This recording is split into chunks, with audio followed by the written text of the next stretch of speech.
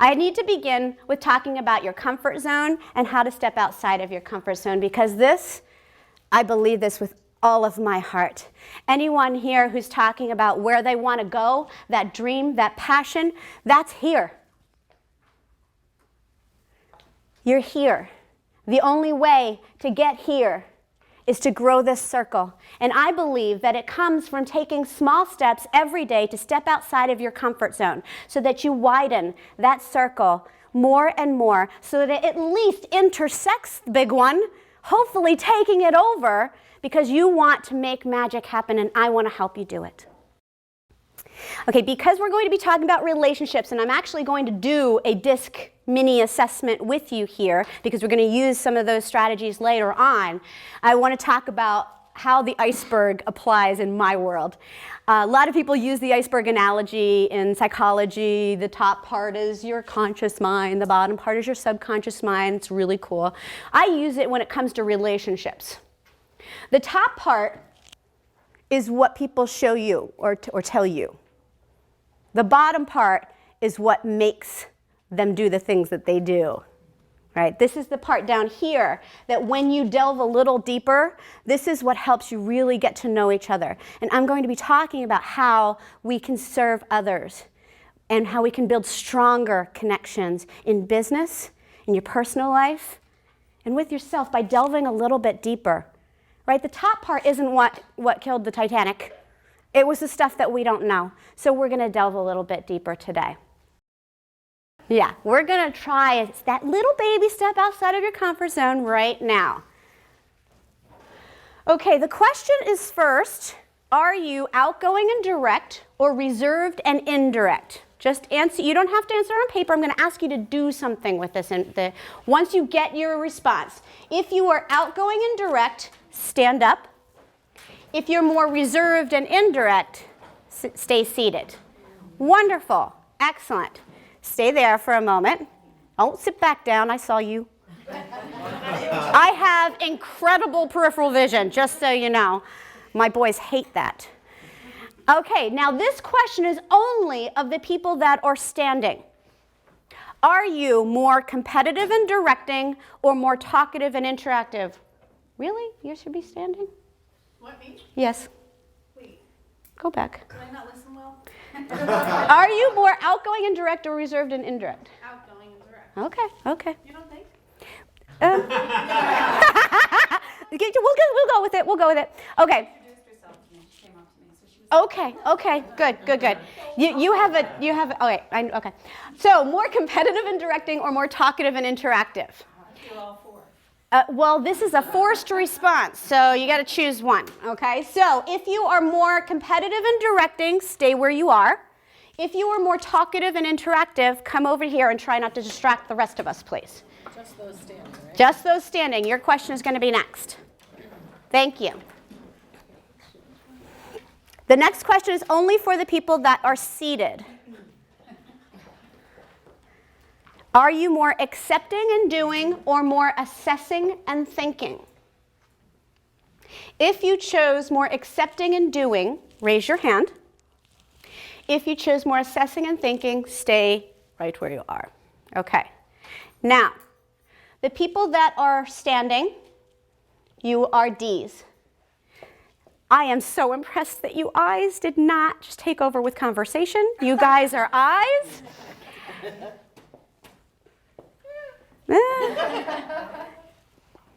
She thinks I'm a D. 100%, yes.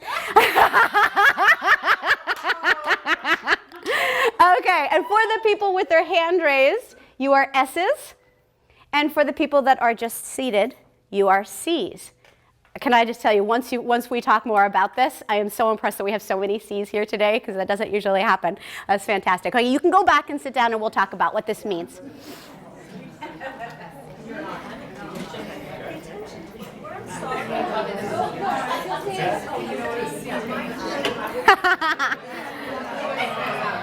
Okay. What? No. Okay, let's talk about this for a moment. First of all, This is more of a superficial assessment. When we do the actual assessment, it's on the computer. You get 15 pages of printouts, and I need you to understand that no one is one dimension, one style. This is purely for conversation right here. Most of you, and if there were any questions, it means that you probably have two fairly high. And sometimes it's a little harder to figure out which one you are. But that's why it's forced response. It helps you really figure it out. But for today, for conversation purposes and to learn a little something to be able to use it later on, we're going to go with this. So let me ask, of my high Ds, do you tend to think of yourself as someone who takes action? Yeah? Yes? Maybe sometimes a little bit of a risk taker. And on occasion, other people might think that you're a little too direct. Yes. Okay, good. Thank you. Thank you for your honesty, Ds. Our Is. Are you really good with people? Yes. Yeah. Do you probably great in a sales role or a presenting role, and your desk may be a little messy. Oh, yeah. Okay, good, good. Glad we're on the right page here. All right, high S. Are you the only one? High S's. Okay. Because I don't feel safe. It's not for safe, it's for steadiness. High S's tend to be very loyal, very much team players. Great to have our high S's on the team. Am I close here? Is this good? I don't actually think you're an S. And high S's tend to be a little resistant to change. I don't think you're an S. I don't think you were paying attention. Okay. Oh, okay. We'll talk about that later. All right, and our C's. We have a lot of you here. C's tend to be very conscientious. They like to have the T's crossed and the I's dotted. Yes, is this good? Yes, right? Yes, okay. And maybe a little bit more reserved. Okay. And sometimes people might think you're a little too reserved and that you don't open up enough. Is this accurate for our C's? Yes? Okay. All right, good. And as you can tell, because they didn't answer verbally, they are less talkative. So it's going to be fun.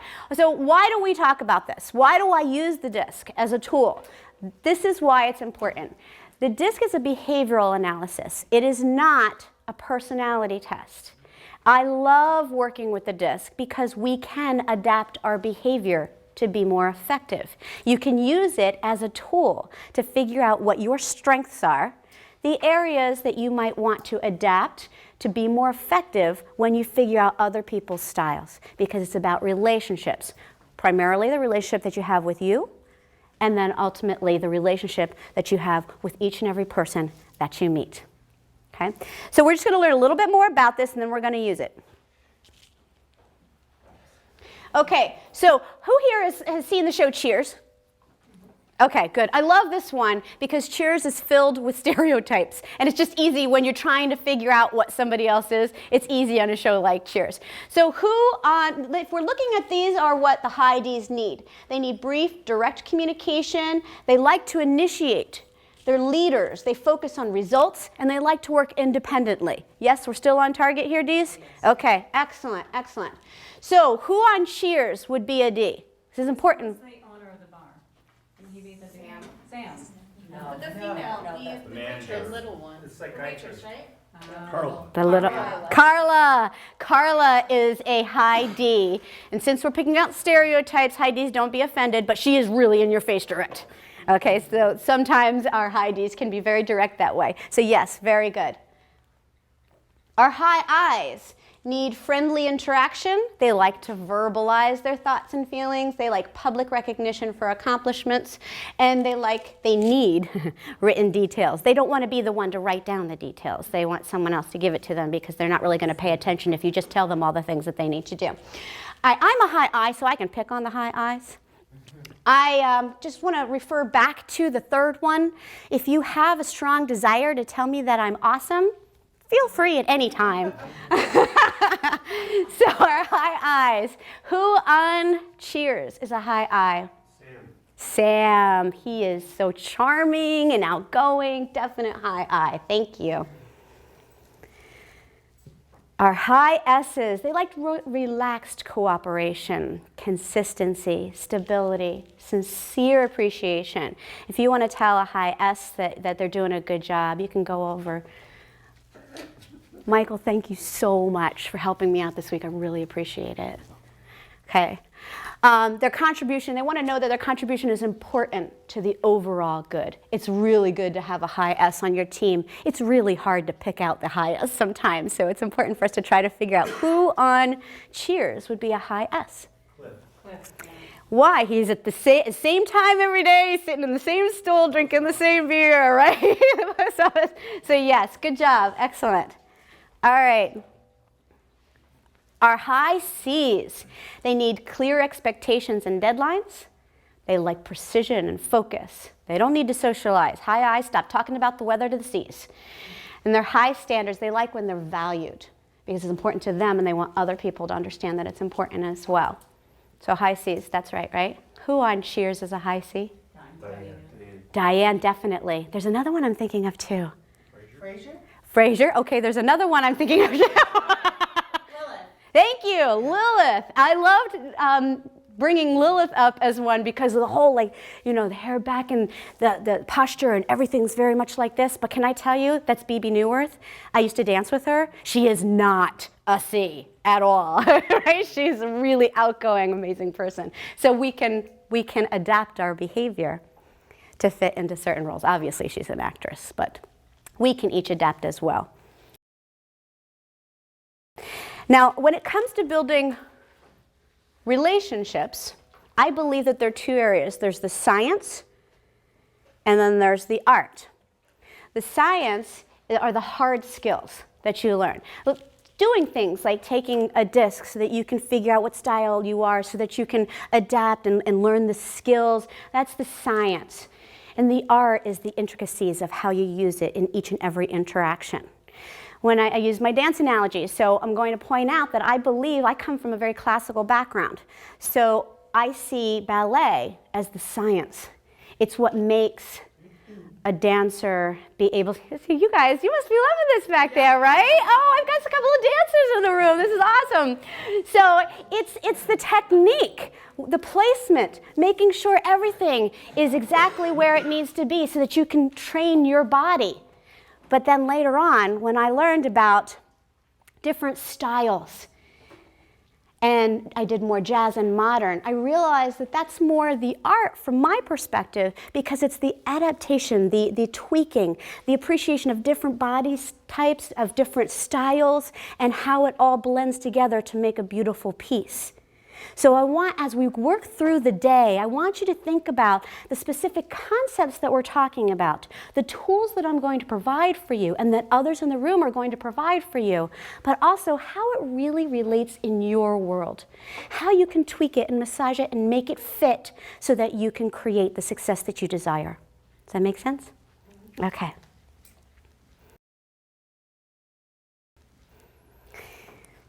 Why? Why do you do what you do? This is a big one. I'm going to keep coming back to it throughout the day because I think that when I was speaking to people and we were registering, it came up as a theme, and it's what guides me. The main reason I do what I do is to show my children that it is okay to follow your dreams, that you don't have to go along with everyone else, and that you can be successful that way. And because I have the time with them that I want. That's the main reason. The second very close one behind that is I love helping people. I love having someone come up to me and say, something you said clicked and changed my life. That means a great deal to me. But recently, I came up with an additional why that I want to share with you. Some of you are not from this area, but you're close enough that you remember December 14th, I'm sure. That's when the tragedy happened in Newtown. At that time, it was a shock finding out my children were in lockdown at their school and that it was so close, just unbelievable. And my father passed away 3 days later. So that was just that was a shocking time for me. So I couldn't really take action at that time. But a few weeks later, I got another call from the school that my son's school was on lockdown again. This time I was ready, and I got angry. I'm like, are you kidding? Now, just so you know, everything's fine. But I thought, somebody's got to do something about this. And the little voice said, why not you? Why not you? So I created a new program that is a very, very big why for me. When I talk with people, a lot of times it's people like you here in the room, helping them find their unique gifts. And I thought, gosh, what about helping the children to find their unique gifts so that they don't have time or energy for some of this violence? And I just thought back to my past. I had a friend, Sherry, great gal. She was a ton of fun, and she had some ideas, and all of them were immoral, and most of them were illegal. Yes. And she was fun, and so we would do a lot of stuff together. And it was about that time when I was deciding how serious to get about my dance career. And I chose, it's that fork in the road, I chose to spend less time with Sherry and to really focus on my dance. And I think it saved my life. I do. And I think that if we can help children find that gift within them, to foster it, I think that can go a long way. So I put together a program I do a lot of corporate work. I do a lot of corporate team building. And so for every company that invites me in to do a team building program, I am going to offer on either end of it to provide either for a local school or a community center or even for within their company, just for the parents, on how to cultivate those unique gifts within our children so that they can take a different path. So that's a new why for me. So I want to encourage you. I would like to encourage you by the end of today, to figure out your why if you don't already have it. And if you have it, if it's that little voice inside of you, you know the one over here, the little voice inside of you, but you haven't been following it, I want to encourage you to follow it, because each and every one of you can make an amazing difference in the world. And some of you, I know already are. I'm sure you all are, but I don't know all the stories yet. So we're going to find out about our stories. What we're going to do is we're going to break out. I'm going to give you different topics. I mentioned actually in the literature and on the website that I want this to fit for you, where your goals are. So we're going to break out. There's going to be 5 different areas that you can choose to have conversations. And I'll have a facilitator, and we'll have questions so that you can figure out what you need within each of those topics. But I want you to go back. The reason why I did the disc has to do with how we can use it later and how we can best take action, but also within your conversations in the breakout sessions, how you can use learning more about your style and how you can adapt to be more effective, how you can use that in some of the questions. So let's talk about the different areas so you can decide where you'd like to go.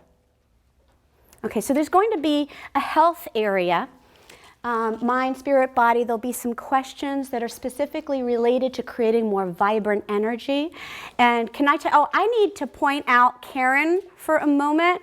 Karen helped me out immensely. 2 days ago when I hurt my foot, this is what I was like. And it was like this big, seriously, right? It's so much better now, I can't even tell you. But she has all these crazy herbal things, and they worked. I wasn't familiar with them, but they worked. So thank you, Karen. So that has to do with health too, taking care of our body because our body serves us. It helps to re-energize us. That's one area. The other area will be career transition. So this is if you're a little unsure where you want to go or what you want to do. You have some ideas. Should I go into corporate? Should I go out on my own? Should I go back to this other company? What do I want? You'd go to that table. Relationship. if you want to focus on either how to bring more love and passion into your current relationship or perhaps to find a relationship that fits best for you, then you would go to the relationship table. Business growth. This is if you are an entrepreneur and you want to grow your business. You want specific strategies on what you can do to take it to the next level. And then the fifth one is vision. If you aren't really certain where you'd fit, what table to go to the vision table because I'll have supplies where you can create a vision board. Who here has done a vision board? Some of you have. Awesome. I love that. For those of you who have not and don't really know exactly what it is, I believe in you have to start with the big picture. Right? And create a vision that's constantly reminding you exactly what you want every day. And then you have to break it down, which we're going to do later into the actions that you have to take to create that vision. But sometimes you don't know what that vision is. So creating a visual and words that stand out for you that you can look at on a regular basis can be helpful. So I'll have supplies for that. So just to go back, there's the vision table, business growth, relationship, career transition, and health.